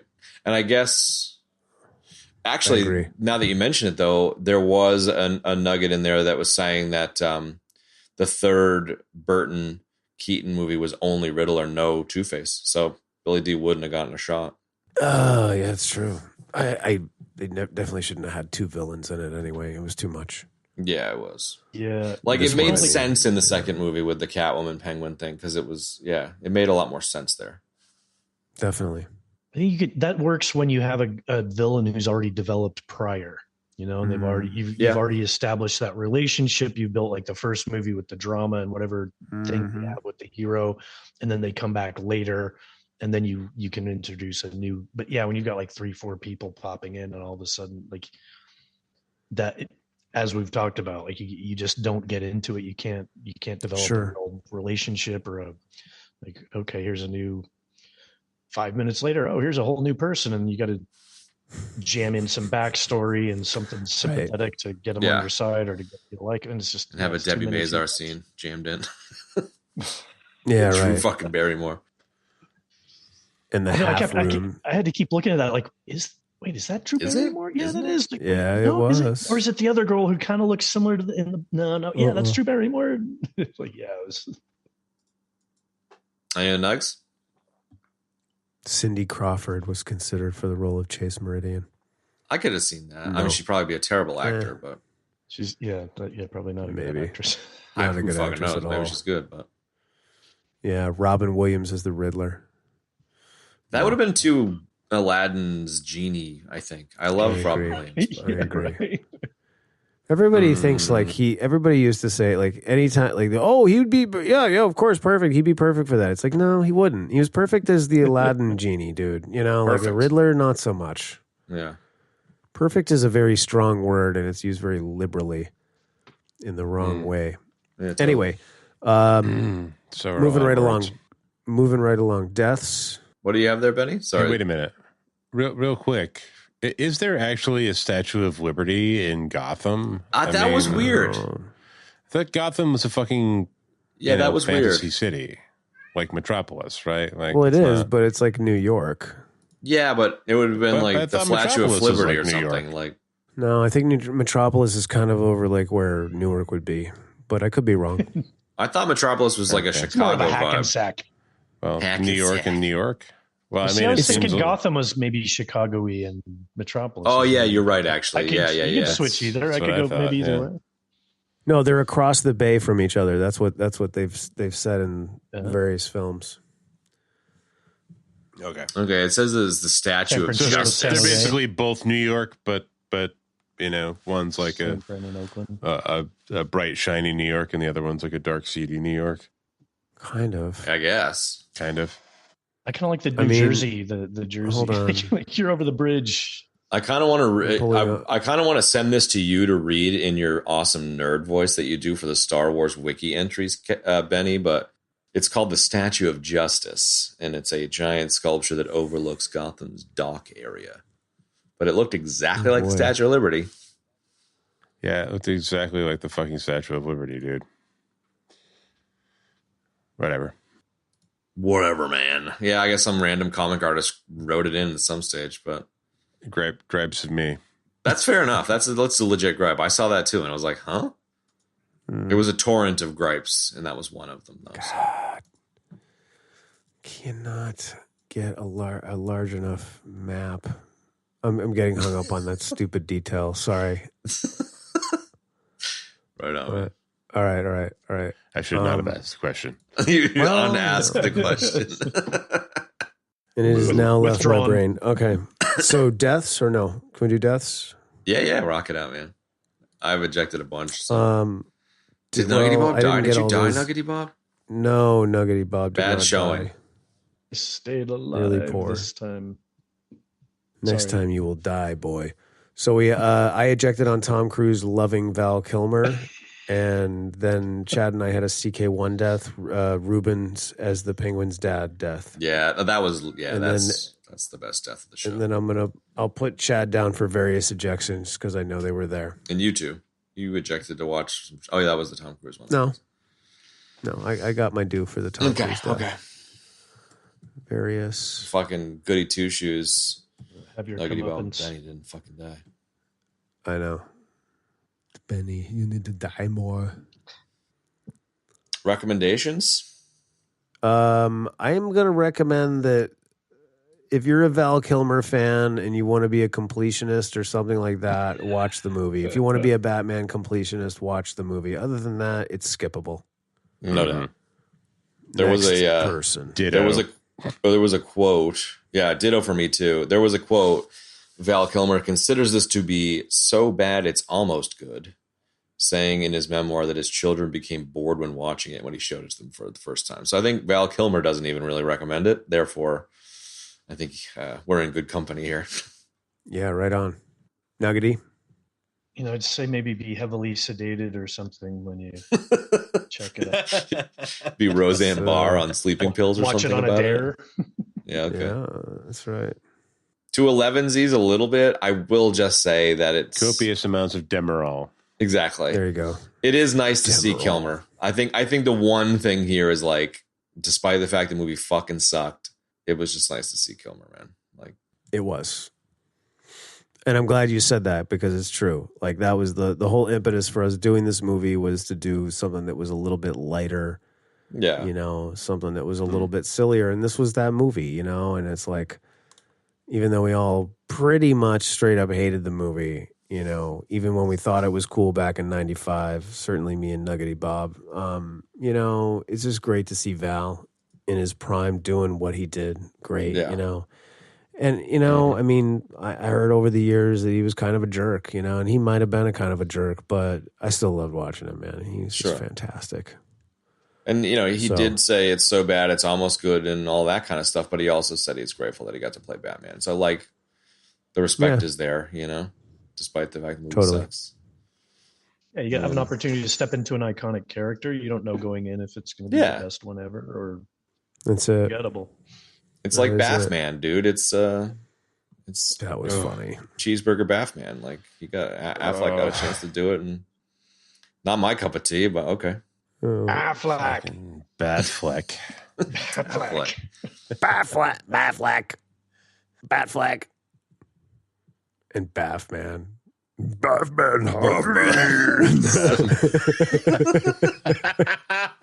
So good. Holy shit. Anyway, Slave 2 weeks. What are we doing next week? Next week is the big 300, and we were thinking about doing 300, but we've decided on Conan, original Conan. It's a bit more true to form for us, so I like that. We're excited to do that. And then we're going to be doing some Val Kilmer stuff with Nuggety Bob. You want to talk a bit about that one after?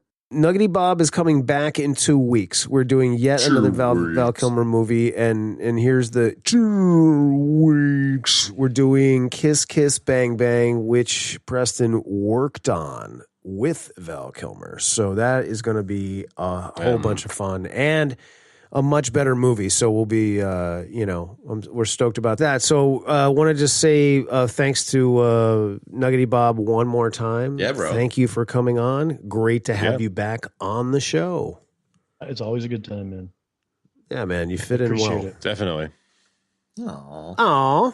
We get along like 2 red cows. Folks, thanks for joining us for Batman Forever. And we will see you next week for show 300. And Conan the Barbarian. So long for now, folks. We love you long time. You know we do. You know we do. Say bye, everybody. Bye, everybody. Everybody. Bye. And that's going to wrap up this week's episode, folks. Thank you so much for joining us as you do every week. We really appreciate it. And we appreciate everybody that has helped us out thus far, either by listening to the show or supporting us directly. And for anybody that would like to know how to do that, there's a number of great ways that you can do that. And that would be by going on Patreon, supporting us directly. You can also tell people to check out the show. And then, of course, write us a review. Damn it. Also, if you'd like to join in on the conversation, or at least help us get the conversation going, we've been trying to do it for 4 years. That would be go on Instagram, @EBD Podcast. Join in on the conversation. Thanks for joining us for Batman whatever, and we'll see you next week for whatever. Yet undetermined film. Oh, I also forgot to say, if you'd like to check out the show notes for this episode, you can do so in your podcast app of choice or at our website, ebd.fm/episodes/299. And that's it. So long for now, folks.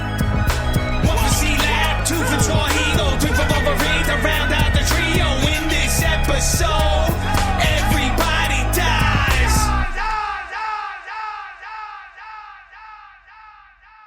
Beady. Stop into it. Well, that was a good one, dude. Thanks for joining us, Nugs. Yeah, Nugs. Seriously, thanks for having me, man. I dig it. I'm glad to come in. Oh, doggo. Nemo was his friend. Oh, got my doggo. Come on up. Say hi. Come here. Hey, dog. Good puppers. Hey, dog. That's Betty. Betty. Black Betty. I like it. Ramble Lamb. Black Betty. Bam-a-lamb. Black Betty. Also, I was in some kind of a weird so I married an axe murderer mood when she was born. So I was always like, I want to be Betty's Barney. We got to do that one. Ooh, that's if you do that, I'd love to invite myself along. What? All time Axe murderer. So I married an axe murderer. Yeah, anytime, dude. But not every time. No. Anytime, Sorry. but not Anytime, every but time. not every time. There you go. You're going to do the that's it. But you could do the like buddy that comes to crash at your house while he looks for an apartment in the city and then stays for 6 months, kind of podcast guesting, the equivalent. There you go. Like a podcast couch surfing. Where you're eventually like, bro, it's time for you to find your own podcast. Floyd from Exactly. Maybe it's time for you to get out and find your own podcast, bro. What you think, bro? That's beautiful. That's so beautiful. Look, man, it's been a lot of fun having you here, but like hanging around, we don't mind you're on the couch when we're trying to do our podcast. But like, I'm over there with a little honey bear bong, like, get him to stop. He just shows up every week. He shows up every week. We don't know what to do. But you got your own little recording setup, just like in the middle of the living room. Because I gave him the Zoom meeting. He knows the Zoom meeting. Yeah, we can't change the Zoom. It's a disaster. I'm recording my own interjections and then editing them into past podcasts. Exactly. Shit, that's funny. Check out the reboot. There you go. I love it. Remixed and reposted. That's gonna be my podcast. Is like putting myself into other people's podcasts. Like green screen or something. Like, yeah, that was great. Thanks.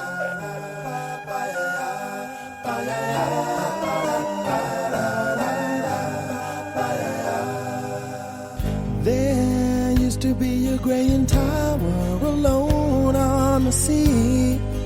You became the light on the dark side of me.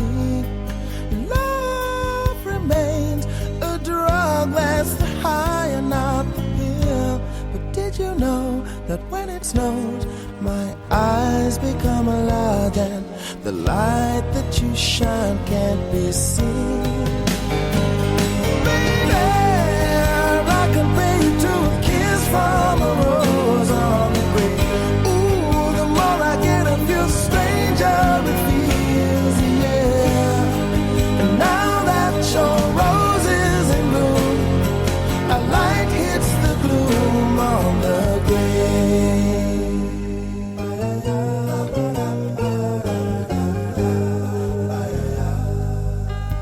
There is so much a man can tell you, so much he can say.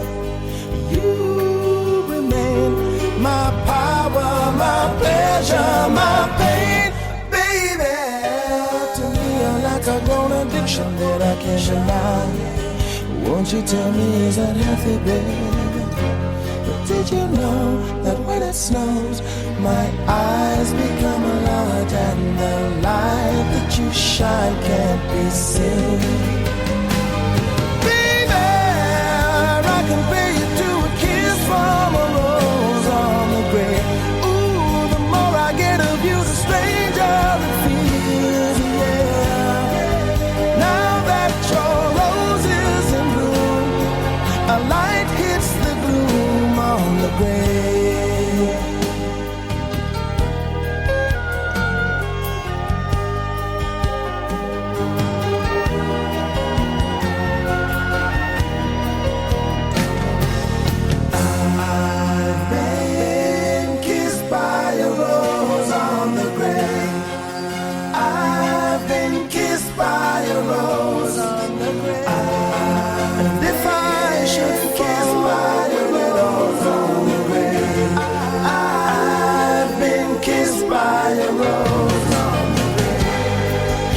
So much a man can tell me, so much he can say. You remain my power, my pleasure, my pain. To me, you're like a grown addiction that I can't deny. Now won't you tell me, is that healthy, baby? But did you know that when it snows, my eyes become a light, and the light that you shine can't be seen?